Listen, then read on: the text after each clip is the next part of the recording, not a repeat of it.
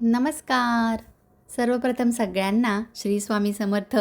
आजच्या नवीन व्हिडिओमध्ये तुमच्या सगळ्यांचं मनापासून स्वागत. अधिक महिना अगदी 8 दिवसांवर आलेला आहे, पण याच अधिक महिन्यामध्ये अशा काही गोष्टी आहेत ज्यामध्ये आपण अखंड सौभाग्याची वाढ करू शकतो. घरात भरभराट, आरोग्य आणि आपल्या मुलाबाळांना, आपल्या पतीला प्रत्येक कामात यशस्वी बनवू शकतो. हो, तर काय करू शकते अशी सौभाग्यवती स्त्री? कारण या महिन्यामध्ये दानाला तितकेच महत्त्व आहे, जितके महत्त्व नामस्मरण सांगितलेलं आहे, कोणता धार्मिक विधी करण्याला सांगितलेला आहे. म्हणून दरवर्षी बऱ्याच वेळा आपल्या कुलदेवीची ओटी देखील या महिन्यात भरली जाते. अखंड सौभाग्य प्राप्तीसाठीच आज आपण पाहणार आहोत की असे कोणती खास वस्तू आहे जी आपण दान करावी, त्यासोबतच अक्षय पुण्याची प्राप्ती होऊ शकते. तर अधिक मास हा जो आलेला आहे या 2026मध्ये, त्याचे महत्त्व जरा वेगळे आहे. कारण तिथी आणि जे काही एकंदरीत सर्व गोष्टी आलेल्या आहेत, योग जुळून आलेला आहे, तो भगवान विष्णूंना समर्पित असा योग आहे.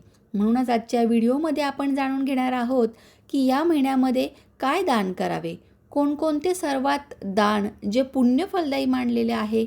म्हणजे दानाने सौभाग्यवतीला या 3 वर्षातून एकदाच येणाऱ्या अधिक मासामध्ये अखंड सौभाग्यवतीचं वर प्राप्त होईल. पतीचं कोणतंही काम असू दे, त्यामध्ये त्याला यश प्राप्त होईल. यासाठीच सगळ्यात पहिल्यांदा जेव्हा अधिक महिना सुरू होतो, तेव्हा तुम्ही या गोष्टी लक्षात घ्यायच्या आहेत की कोणाला कोणताही अपशब्द म्हणजे बोलू नये, कोणत्याही गोष्टींमध्ये भांडणं उगाचच उकरून काढू नये. यासोबतच पुण्याचा संचय करायचा आहे आणि पापाचं क्षालन करायचं आहे. या दोघांचं माध्यम जे आहे ते दान आहे. म्हणून पूर्वजांचे आशीर्वाद आपल्याला मिळवायचे आहेत. मानसिक शांतता, आर्थिक अडचणी कमी करायच्या असतील तर सगळ्यात पहिल्यांदा या महिन्यात तरी निदान कोणाशीही मुद्दामून भांडू नका किंवा कुणाचं काही बोललेलं आपल्या मनाला लागेल अशा प्रकारे मनाला लावून घेऊ नका. सगळ्या गोष्टींना देवाचं नाव घेऊन विसरून जाण्याचा प्रयत्न करा. आणि या महिन्यामध्ये प्रत्येक दिवस तुम्हाला खूप छान असा जाण्यासाठीच मी काही उपाय घेऊन आलेले आहेत. सगळ्यात पहिल्यांदा बघा, आपण काय करायचं आहे, तर या अधिक महिन्याच्या सुरुवातीपासून रोज एक दिवा लावायचा आहे. तुपाचा दिवा भगवान विष्णूंना समर्पित करायचा आहे. पण हा तुपाचा दिवा तुळशीजवळ लावायचा आहे. अधिक महिन्यामध्ये तुळशी ही प्रिय आहे. विष्णूची प्रिय असलेली तुळशी अधिक महिन्यामध्ये हिला खूप महत्त्व आहे.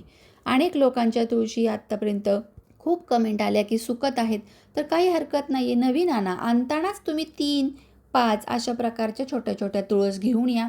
म्हणजे तुम्हाला अशा प्रकारचे निगेटिव्ह विचार किंवा मनात भीती राहणार नाही. आणि या तुळशीजवळ दिवा तुपाचा थोडंसं तूप त्यामध्ये घालून जरूर लावायचं आहे. यामुळे अक्षय पुण्याची प्राप्ती होते. सौभाग्यवती स्त्रियांना अक्षय असं सौभाग्य प्राप्त होतं.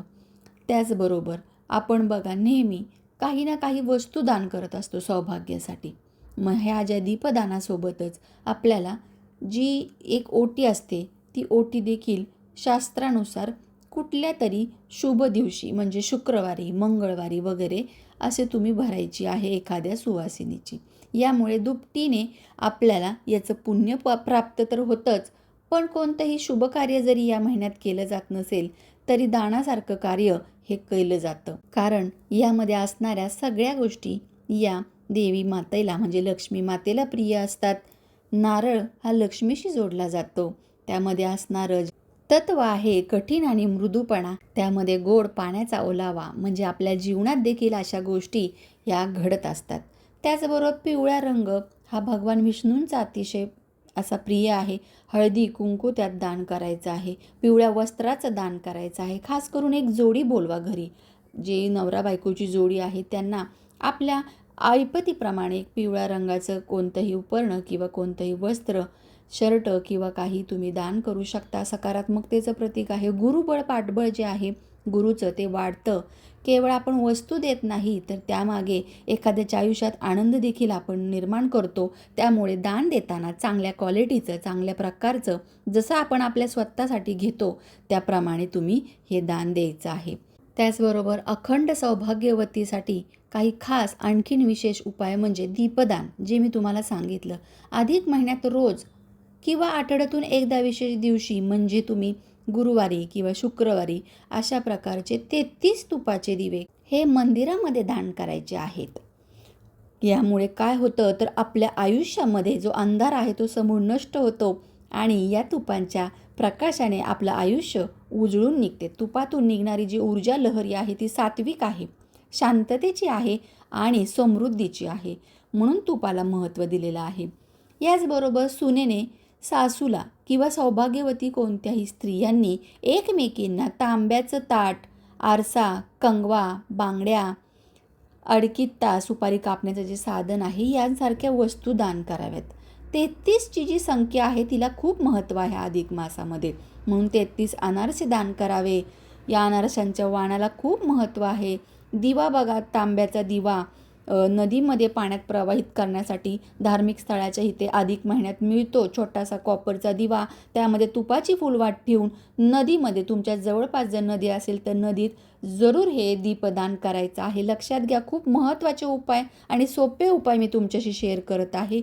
त्यासोबत तांब्याची वस्तू सासूला जर आपण दिली आपल्या, त्यामुळे आपलं सौभाग्य टिकून राहते, आपल्या कुळाची वृद्धी होते असं पूर्वापार मानत आलेले आहेत. त्यामुळे हे उपाय तुम्ही जरूर करायचे आहे. कारण फक्त 3 वर्षातून एकदाच करायचा आहे हा उपाय. हा दुर्मिळ योग 3 वर्षातून एकदा येतो. मग या काळात दान जितकं जास्त होईल, पूजा हे अधिक जर केलं तर 100 पटीने देखील फळ अधिक मिळणार आहे. या सगळ्या गोष्टी लक्षात ठेवून हे उपाय प्रत्येक सौभाग्यवती स्त्रीने जरूर केले पाहिजे. म्हणूनच अशा व्हिडिओला जरूर लाईक करा, ज्यामध्ये तुम्हाला साधे सोपे उपाय मी शेअर करत असते आणि तुमच्या मैत्रिणींपर्यंत हे पोहोचवण्यासाठी जरूर लाईक करा. चला तर मग पुन्हा भेटूया अशाच नवीन माहितीसोबत अधिक महिन्यामध्ये आणखीन काय करता येईल साध्या सोप्या पद्धतीने ते पाहण्यासाठी.